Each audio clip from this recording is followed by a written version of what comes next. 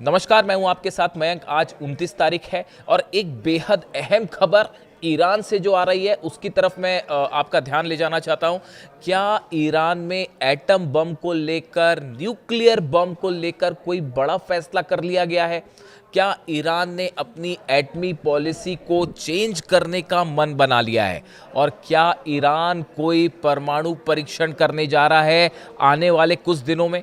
देखिए, ये सवाल अचानक से पूरे इंटरनेशनल मीडिया में ईरान को लेकर चर्चा का मुद्दा बन गए हैं और इसकी सबसे अहम वजह है ईरान की फार्स न्यूज़ एजेंसी में छपा एक एडिटोरियल। देखिए, फार्स न्यूज़ एजेंसी में आईआरजीसी यानी ईरान की जो सेना है, आईआरजीसी है खास तौर पर, उससे जुड़े विचार रखे जाते हैं।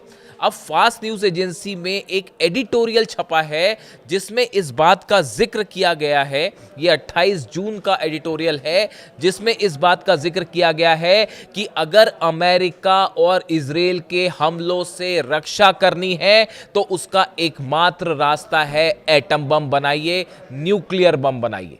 इस एडिटोरियल में यह बात कही गई है कि अगर ईरान को कोई डिटरेंस डेवलप करना है, यानी अमेरिका के ये जो बार बार हमले होते हैं, कभी समझौते की बात होने लगती है, कभी अपनी सुविधा के मुताबिक अमेरिका हमले करने लगता है, कभी इजराइल हमले करने लगता है। इन हमलों का अगर कोई पुख्ता इंतजाम करना है तो वो सिर्फ एटम बम के जरिए हो सकता है, परमाणु बम के जरिए हो सकता है। ये राय इस फार्स न्यूज़ एजेंसी के एडिटोरियल में छपी है, जिसके बाद जितने दुनिया भर के एटमी मामलों से जुड़े एक्सपर्ट हैं उन सब के कान खड़े हो गए। देखिए, कई खबरें ऐसी होती हैं जो आपको न्यूज़ चैनल्स में एकदम से देखने को मिल जाएंगी।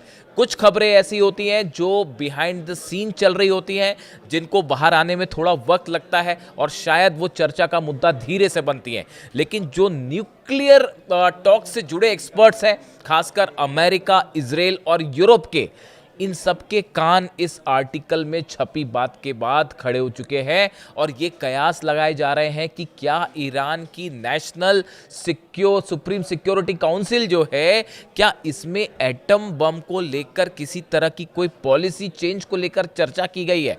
देखिए, मैं आपको 4-5 बयान बताता हूं जो इस पिछले 1 महीने के अंदर आप कह लीजिए जो सामने आए। हर बयान इस ओर इशारा कर रहा है कि ईरान ने अपनी न्यूक्लियर पॉलिसी को लेकर बड़ा बदलाव करने का मन बना लिया है। देखिए, 19 जून को अली बाघेरी कानी, ये मुख्य परमाणु वार्ताकार हैं, जो कि टॉक्स होती है अमेरिका के साथ, न्यूक्लियर टॉक्स, इसमें ईरान की तरफ से जो वार्ताकार हैं, जो बातचीत करते हैं, वो हैं। इन्होंने कहा कि हम न्यूक्लियर मुद्दे पर जो भी बात करेंगे अमेरिका से, वो बराबरी के स्तर की बात होगी। यानी उसमें ईरान के ऊपर यूरेनियम रोकने संबंधित कोई भी जो है दबाव, वो स्वीकार नहीं किया जाएगा। न्यूक्लियर प्रोग्राम को लेकर कोई ऐसी शर्त नहीं मानी जाएगी जिसमें जो है अमेरिका न्यूक्लियर प्रोग्राम को रोकने की बात करे या यूरेनियम संवर्धन, एनरिचमेंट को रोकने की बात करे। उन्होंने साफ मना कर दिया, हम ऐसी किसी बात को स्वीकार नहीं करेंगे। अब ईरान के अगर मुख्य परमाणु वार्ताकार जो हैं वो इस तरह का बयान दे रहे हैं तो बड़ी स्वाभाविक सी बात है कि वो ईरान के सुप्रीम लीडर के फैसले के बाद ये बयान दे रहे हैं।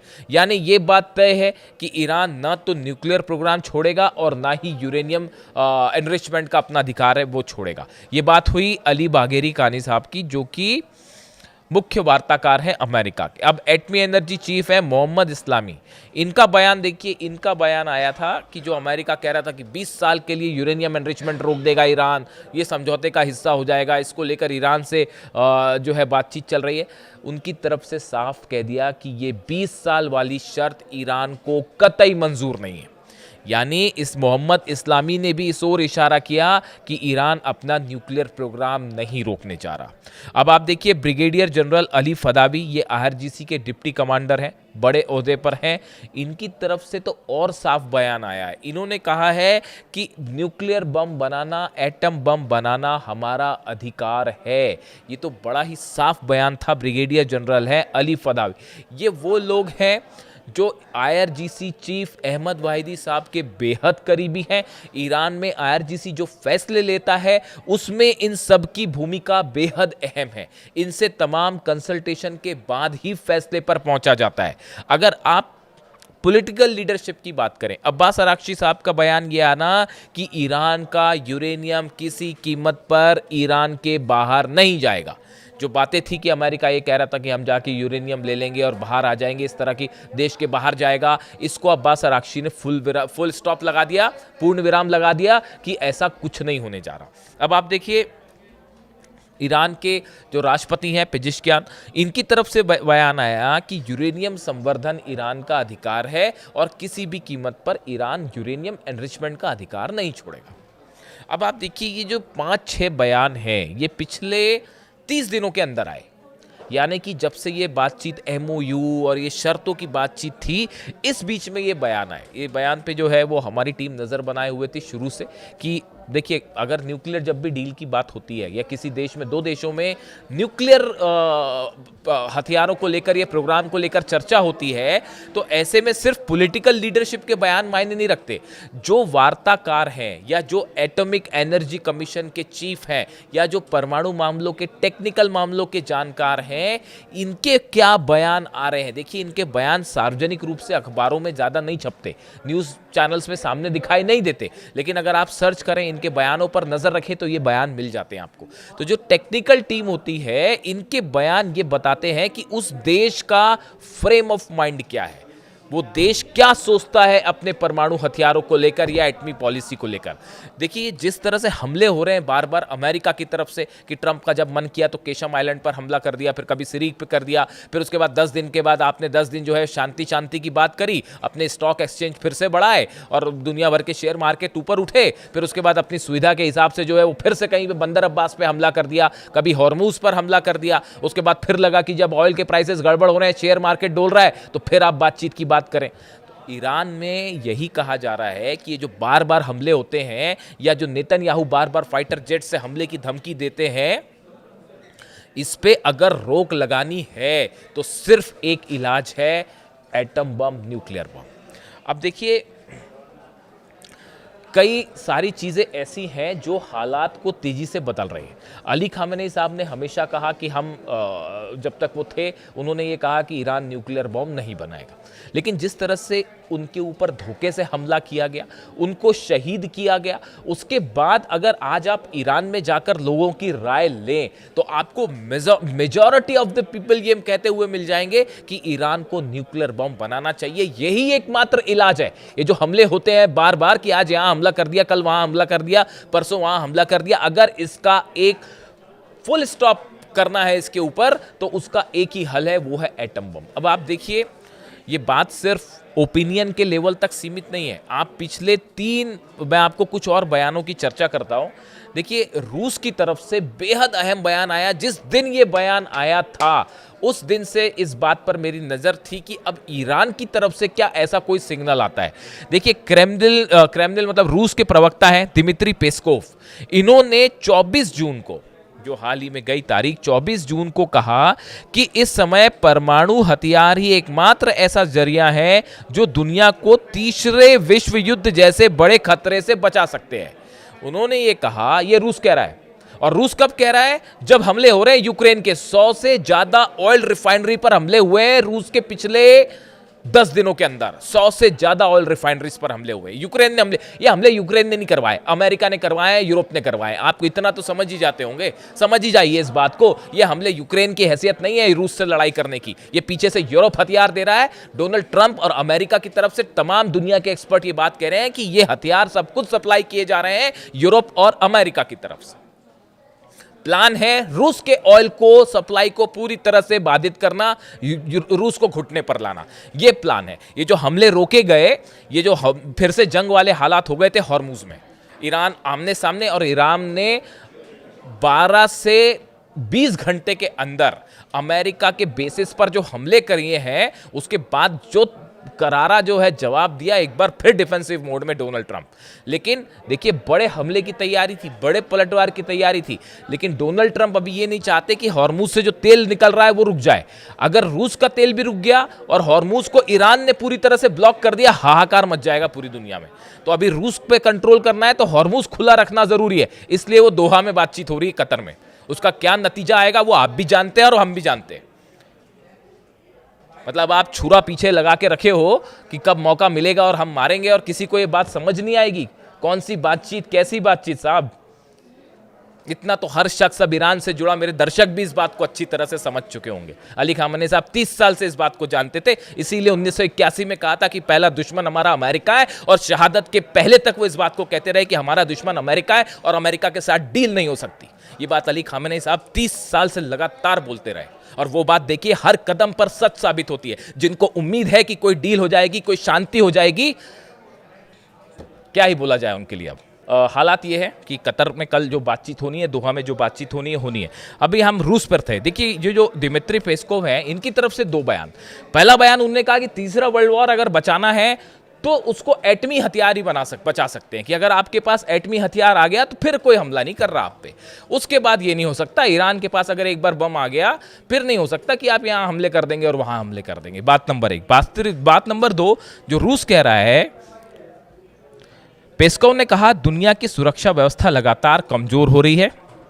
उनके मुताबिक आज की सच्चाई यह है कि न्यूक्लियर डिटरेंस के अलावा दुनिया के पास कोई मजबूत सुरक्षा विकल्प नहीं है। सिर्फ आपके पास न्यूक्लियर डिटरेंस होना चाहिए, और साथ में वो ये भी कह रहे हैं कि अब हालात ऐसे हो गए हैं कि दुनिया में कई सारे ऐसे हथियार बनाए जाएंगे आने वाले वक्त में जो मिनी न्यूक्लियर बॉम्ब कहलाएंगे, यानी कि वो छोटे न्यूक्लियर बॉम्ब की तरह ही खतरनाक होंगे। ये बहुत बड़ा इशारा था उनका।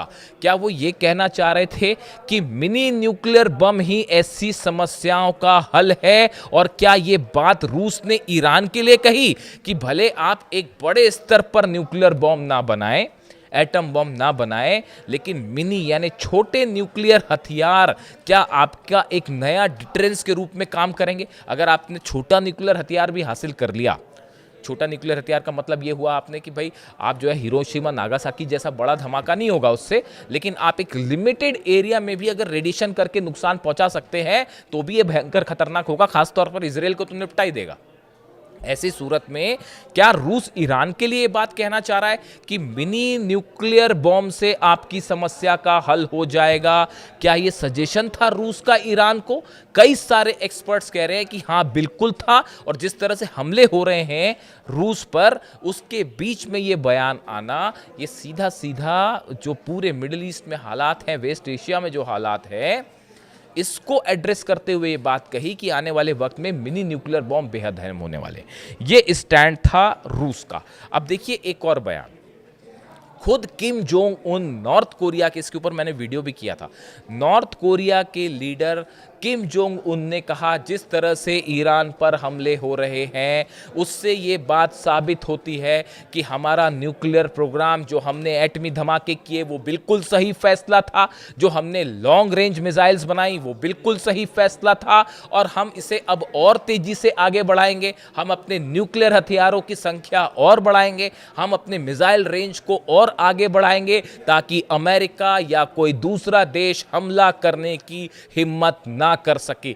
दूसरे शब्दों में एक्सपर्ट्स तमाम ये मानते हैं कि किम जोंग उन ने मुस्तबा खामनेई को ये समझाया, ये बात जो है उनसे कही है, उनको संदेश दिया है कि इजराइल का सिर्फ एक इलाज है, आपको न्यूक्लियर बॉम्ब बनाना पड़ेगा, उसके बाद ये हमले आप पर रुक जाएंगे। ये सबसे बड़ा डिटरेंस होगा। ये दो सबसे बड़े समर्थक रूस और नॉर्थ कोरिया, जिनकी तरफ से ये बयान से ये सब कुछ हो रहा है पिछले 10 दिन के अंदर, ये पिछले 15-20 दिनों के अंदर मैंने आपको जो 5-6 बयान बताए, वो नॉर्थ कोरिया का कहना, रूस का कहना, और अब ईरान की फार्स न्यूज़ एजेंसी में ये संपादकीय लिखना, एडिटोरियल छपना कि भैया न्यूक्लियर बॉम्ब ही बचा सकता है। इसमें यह भी कहा गया कि चीन ने जब अपना खुद का न्यूक्लियर प्रोग्राम डेवलप कर लिया, न्यूक्लियर धमाका किया, उसके बाद ही अमेरिका ने चीन को मान्यता देके एज ए कंट्री उसके साथ बातचीत आगे शुरू की, और जंग नहीं हुई अमेरिका और चीन की। यानी ईरान, इसी आर्टिकल में ये बात कही गई है कि चीन को लेकर भी कहा जा रहा है कि जब चीन ने न्यूक्लियर धमाका किया उसके बाद अमेरिका के साथ उसके संबंध बदल गए और दोनों इक्वल लेवल पर आ गए। यानी ये सब बातें इस ओर इशारा कर रही हैं कि ये बातचीत भले चलती रहे, ये चलती रहेगी। एमओयू पर कभी बातचीत हो जाएगी, फिर हमले हो जाएंगे, फिर बातचीत हो जाएगी। अरब देशों के साथ तमाम पर्दे के पीछे डील्स चल रही हैं। कल सुबह मैं आपको बड़ा खुलासा करूंगा एक वीडियो में कि ये दोहा बातचीत के पीछे असली खेल क्या चल रहा है। कतर में जो ये बातचीत हो रही है, इस बातचीत के पीछे असली मामला क्या है और क्यों बातचीत तो स्विट्जरलैंड में होनी थी, वो क्यों इधर शिफ्ट हो गई अचानक, वो दोहा में क्यों हो रही है, इसको लेकर भी कई खुलासे कल सुबह की वीडियो में। लेकिन फिलहाल मैं इस पर सीमित रहना चाहता हूँ।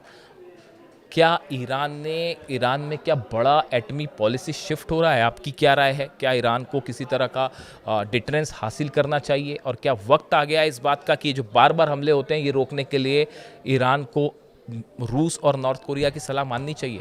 आपकी क्या राय है? कमेंट करके ज़रूर बताइए। Thank you so much.